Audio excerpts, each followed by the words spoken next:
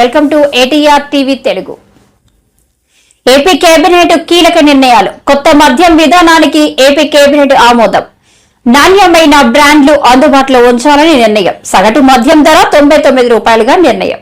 భోగాపురం విమానాశ్రయానికి అల్లూరి సీతారామరాజు పేరు. వాలంటీర్ వ్యవస్థపై సుదీర్ఘ చర్చ.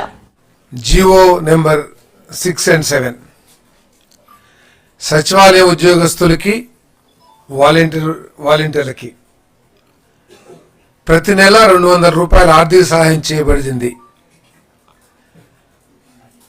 దేనికోసం అంటే న్యూస్ పేపర్ కొనుక్కోవడం కోసం. న్యూస్ పేపర్ కొనుక్కోవడం కోసం 200 రూపాయలు ప్రతి ఒక్కరికి కూడా ఆర్థిక సాయం చేయడం జరిగింది. ఆ జీవోని ఈరోజు విత్డ్రా చేసుకోవడం కూడా జరిగిందని చెప్పేసి మనం చేస్తాం. ఎందుకంటే సోషల్ మీడియా ద్వారా ఏ వార్తకైనా సరే యాక్సెస్ ప్రతి ఒక్కరికి కూడా ఉంటుంది. ప్రత్యేకంగా వీళ్ళంతా ఉద్యోగస్తులు కాబట్టి అది పెద్ద సమస్య కాదు. సోషల్ మీడియాలో అన్ని పేపర్లు అందుబాటులో ఉంటున్నాయి, అన్ని వార్తలు అందుబాటులో ఉంటున్నాయి. అంతేకాకుండా ఇక్కడ సంవత్సరానికి 102 కోట్ల రూపాయలు ఖర్చు చేయడం జరిగింది. ఈ 102 కోట్ల ద్వారా మాకున్న సమాచారం ఏంటంటే కేవలం ఒకే ఒక పత్రికని కొనడం జరిగిందని చెప్పేసి చెప్తా ఉన్నారు. ఏ విధంగా ఇటువంటి ఉత్తర్వులు ఇచ్చారు, ఈ 102 కోట్లు ఏ పత్రికకి లబ్ధి చేకూరింది, ఉద్దేశపూర్వకంగా జరిగిందా లేకపోతే ఏ విధంగా జరిగింది? ఎందుకంటే మాకున్న సమాచారం ఏ ఇతర పత్రికను కూడా ఈ సచివాలయ ఉద్యోగస్తులు కానీ ఈ వాలంటీర్లు కానీ కొన్నట్లు ఎక్కడ సమాచారం లేదు. కాబట్టి ఏ విధంగా జరిగింది, మోడస్ ఆపరేషన్ ఏంటి, ఎందుకు ఇచ్చారు, దీని ద్వారా ఈ సంవత్సరానికి 102 కోట్ల రూపాయలు ఏ పేపర్కి లేతే ఏ మీడియాకి లబ్ధి చేకూరిందో కూడా సమగ్రమైన సమాచారాన్ని అందించమని చెప్పేసి కూడా చెప్పడం జరిగిందని చెప్పేసి రిపోర్ట్ ఇవ్వమని చెప్పేసి ఆదేశించడం కూడా జరిగిందని చెప్పేసి మనం చేస్తాను.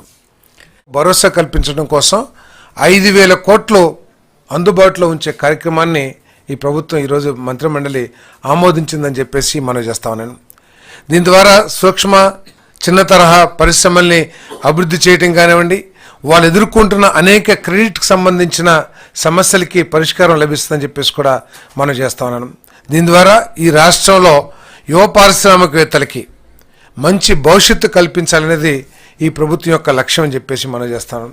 అదేవిధంగా కేంద్ర ప్రభుత్వం ఇస్తున్న అనేక పారిశ్రామిక అభివృద్ధికి ఇస్తున్న అనేక ఆర్థికపరమైన సహకారాలు ఏదైతే స్కీమ్స్ ఏదైతే ఉన్నాయో ఆ స్కీమ్స్ని అనుసంధానించుకుంటూ ఈ రాష్ట్రంలో పారిశ్రామిక అభివృద్ధి జరిగే విధంగా సహకరిస్తూ ఆ పారిశ్రామిక అభివృద్ధి ద్వారా ఈ ఉద్యోగాల కల్పన లక్ష్యం ఏదైతే ఉందో అది సాధించాలనేది ఈ ప్రభుత్వం యొక్క ఉద్దేశం అని చెప్పేసి కూడా నేను మనవి చేస్తా ఉన్నాను.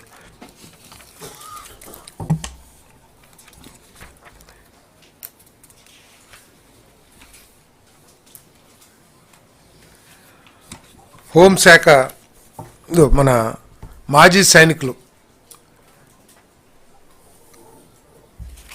వీళ్ళకి సంబంధించి ఎటువంటి కార్పొరేషన్ కూడా మన రాష్ట్రంలో ఇప్పుడు దాకా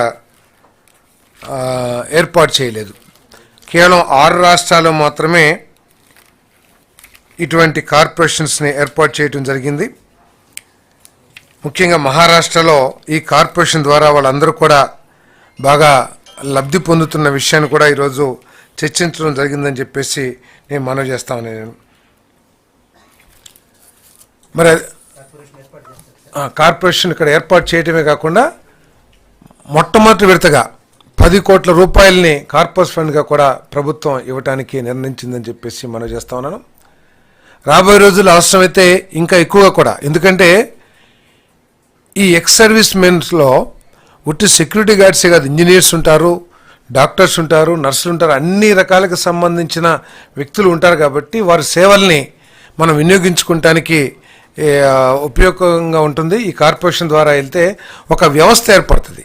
మనం స్కిల్ డెవలప్మెంట్ ఏ విధంగా అయితే మనం ఆలోచన చేస్తున్నామో ఈ కార్పొరేషన్ ఏర్పాటు ద్వారా దీంట్లో అందరు ఎక్స్ సర్వీస్ మెన్స్ వచ్చి వారి సర్వీసెస్ని కూడా, ఎందుకంటే వాళ్ళు చాలా డిసిప్లిన్డ్గా ఉంటారు, వాళ్ళ లైఫ్ స్టైల్ కూడా కొద్దిగా ఒక డిసిప్లిన్ విధానంలో జరిగి ఉంటుంది కాబట్టి వాళ్ళ సేవలు కూడా వినియోగించుకోవాలి, వాళ్ళకి ఆర్థిక సహాయం అందించాలని చెప్పేసి ఈ నిర్ణయం కూడా తీసుకోబడిందని చెప్పేసి మనం చేస్తాను.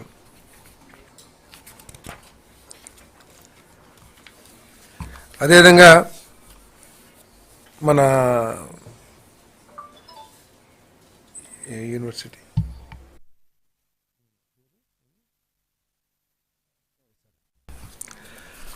మన రాష్ట్రంలో ఎస్ఆర్ఎం యూనివర్సిటీ మన అమరావతిలోనే గత ప్రభుత్వం చంద్రబాబు నాయుడు గారి నాయకత్వంలో ఎస్ఆర్ఎం యూనివర్సిటీ ఏర్పాటు చేయబడ్డ విషయం అందరికీ తెలిసిందే. తర్వాత వచ్చిన ప్రభుత్వం